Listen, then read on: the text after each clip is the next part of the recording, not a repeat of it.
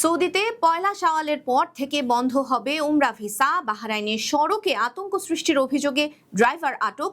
কুয়েতে দোকানে ২ নম্বরের বিরুদ্ধে অভিযান। আমিরাতে আটক ৪৫ জন। ওমানে গুজবের বিষয়ে বাসিন্দাদের সতর্ক করল সরকার। এসব খবর নিয়ে আজকের মধ্যপ্রাচ্যের নিউজ আপডেট। সাথে আছে আমি পৃথ্বী বিশ্বাস। চলে যাচ্ছি বিস্তারিত খবরে। সৌদি আরবের হজ ও উমরা মন্ত্রণালয় ভিসা সংক্রান্ত গুরুত্বপূর্ণ ঘোষণা দিয়েছে। ঘোষণায় জানানো হয়েছে, সৌদিতে শাওয়াল মাসের ১ তারিখ থেকে নতুন উমরা ভিসা ইস্যু বন্ধ হয়ে যাবে। এরপর থেকে হজ মৌসুমের প্রস্তুতি শুরু করা হবে। কর্তৃপক্ষ আরও জানিয়েছে, বিদেশি উমরা যাত্রীরা সর্বোচ্চ জিলকদ মাসের ১ তারিখ পর্যন্ত সৌদি আরবে অবস্থান করতে পারবেন। তারপর উমরা করা হাজিদের সৌদি ত্যাগ করতে হবে। এই সিদ্ধান্ত মূলত আসন্ন হজ মৌসুমের প্রস্তুতি, ভিড় নিয়ন্ত্রণ এবং তীর্থযাত্রীদের জন্য সেবা ও ব্যবস্থাপনা সঠিকভাবে পরিচালনার উদ্দেশ্যে গ্রহণ করা হয়েছে। মন্ত্রণালয় সংশ্লিষ্ট এজেন্সি এবং যাত্রীদের নির্ধারিত সময়সীমা মেনে চলার আহ্বান জানিয়েছেন, যেন হজ মৌসুমের প্রস্তুতিতে কোনো প্রকার ত্রুটি না হয়। এদিকে সৌদি আরবের নিরাপত্তা কর্তৃপক্ষ দেশব্যাপী নিরাপত্তা অভিযানে ১৫,৩৩৯ জনকে বসবাসের আইন ভঙ্গের কারণে গ্রেফতার করেছে। অভিযানে ৩,৬৮৭ জন সীমান্ত নিরাপত্তা আইন এবং ২,২৯৪ জন শ্রম আইন লঙ্ঘনের অভিযোগে গ্রেফতার হয়েছে। এদের মধ্যে ১৪,৩৬৩ জনকে তাদের নিজ দেশের দূতাবাসের কাছে পাঠানো হয়েছে ভ্রমণ সংক্রান্ত নথি সংগ্রহের জন্য। পাশাপাশি অনেককে দেশে ফেরার জন্য সব প্রক্রিয়া সম্পন্ন করতে নির্দেশনা দেওয়া হয়েছে। খবরে আরো বলা হয়েছে, ইতোমধ্যে ৮,১০৪ জনকে দেশে ফেরত পাঠানো হয়েছে। অভিযুক্তদের মধ্যে ৬২% ইথিওপিয়ান এবং ৩৬% ইয়েমেনি ও বাকি ২% অন্যান্য দেশের নাগরিক। তবে এদের মধ্যে বাংলাদেশি কেউ রয়েছে কিনা সে বিষয়ে কোনো খবর জানানো হয়নি।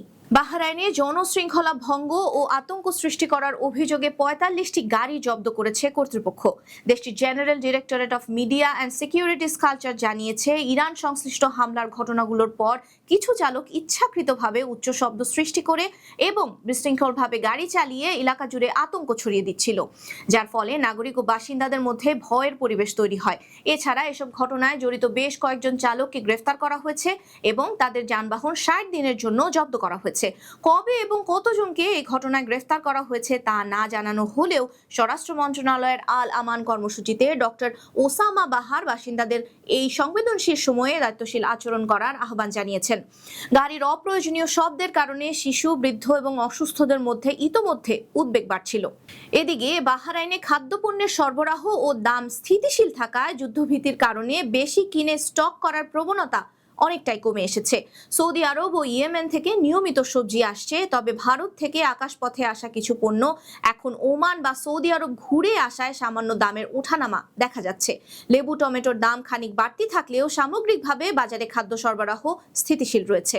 কুয়েতের আহমাদি এলাকায় দোকানে দোকানে অভিযান চালিয়ে ৫১টি আইন লঙ্ঘনের ঘটনা শনাক্ত করেছে সংশ্লিষ্ট কর্তৃপক্ষ। কর্তৃপক্ষ জানিয়েছে, এ সময় তারা বেশ কিছু অনিয়ম দেখতে পায়, যার মধ্যে ছিল নির্ধারিত মূল্যের চেয়ে বেশি দামে পণ্য বিক্রি, দোকানে মূল্য তালিকা না দেখানো, বিভ্রান্তকর অফার, ক্রেতাদের ইনভয়েস না দেয়া এবং আমদানি করা পণ্যের দেশ উল্লেখ না করার মতো বিষয়। এছাড়া কিছু প্রতিষ্ঠান তাদের লাইসেন্সের নিয়ম ভেঙে ব্যবসা পরিচালনা করায় তাদের বিরুদ্ধে সতর্কতামূলক নোটিশও জারি করা হয়েছে। অন্যদিকে কুয়েতের হাওয়ালি গভর্নরেট এলাকায় ভবন নিরাপত্তা এবং সতর্কতা বিধান ভঙ্গ করায় ৫টি নির্মাণাধীন ভবনের কাজের সাথে যুক্তদের শোকজ করা হয়েছে।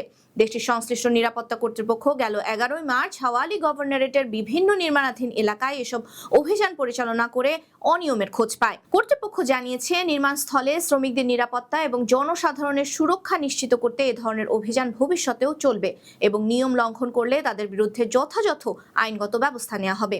অন্যদিকে কুয়েত আন্তর্জাতিক বিমানবন্দরকে লক্ষ্য করে একাধিক ড্রোন হামলার ঘটনায় বিমানবন্দরের রাডার সিস্টেম ক্ষতিগ্রস্ত হয়েছে বলে জানিয়েছে দেশটির directorate general of civil aviation.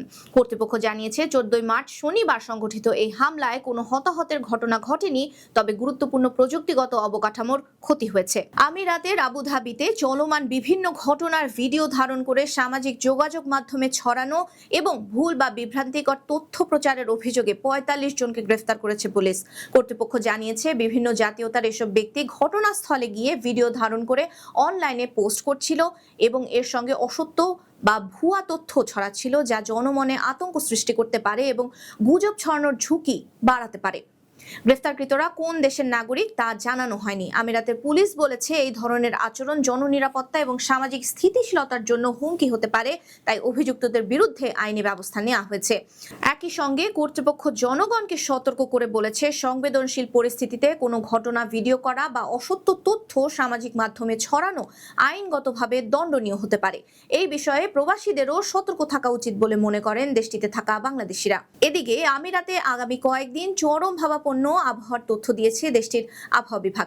জানানো হয়েছে তাপমাত্রা ধীরে ধীরে বাড়তে পারে এবং কিছু অঞ্চলে তা প্রায় 40 ডিগ্রি পর্যন্ত পৌঁছাতে পারে। বিশেষ করে উত্তরাঞ্চলের উপকূলীয় এলাকাগুলোতে তাপমাত্রা বেশি থাকবে। তবে সপ্তাহের শেষ দিকে আবহাওয়ার কিছু পরিবর্তন দেখা যেতে পারে। কিছু অঞ্চলে বৃষ্টি, মেঘলা আকাশ এবং তুলনামূলকভাবে শীতল আবহাওয়ার সম্ভাবনা রয়েছে। ওমানে জনশৃঙ্খলা এবং সামাজিক স্থিতিশীলতা বজায় রাখার প্রতি জোর দিয়েছে দেশটির পাবলিক প্রসিকিউশন। এক বিবৃতিতে তারা নাগরিক এবং প্রবাসীদের ধন্যবাদ জানিয়ে বলেছে, সাম্প্রতিক উত্তেজনাকর পরিস্থিতিতে অধিকাংশ নাগরিক এবং বাসিন্দারা দায়িত্বশীল আচরণ করলেও কিছু ব্যক্তি সামাজিক যোগাযোগ মাধ্যমে গুজব ছড়ানো, যাচাইহীন তথ্য প্রচার করা বা এমন সব কর্মকাণ্ডে জড়াচ্ছে যা জনমনে বিভ্রান্তি এবং আতঙ্ক সৃষ্টি করতে পারে। এ ধরনের আচরণ আইন লঙ্ঘনের শামিল এবং দেশের নিরাপত্তা এবং জনশৃঙ্খলার জন্য হুমকি স্বরূপ হতে পারে। তাই কর্তৃপক্ষ সবাইকে আইন মেনে চলা, জনশৃঙ্খলা রক্ষা করা এবং কোনো সন্দেহজনক বা বিভ্রান্তিকর তথ্য ছড়ানো থেকে বিরত থাকার আহ্বান জানিয়েছে। এ বিষয়ে প্রবাসীদেরও সতর্ক থাকা উচিত বলে মনে করেন দেশটিতে থাকা বাংলাদেশিরা। এ ছিল আজকের মধ্যপ্রাচ্যের নিউজ আপডেট। আল্লাহ হাফেজ।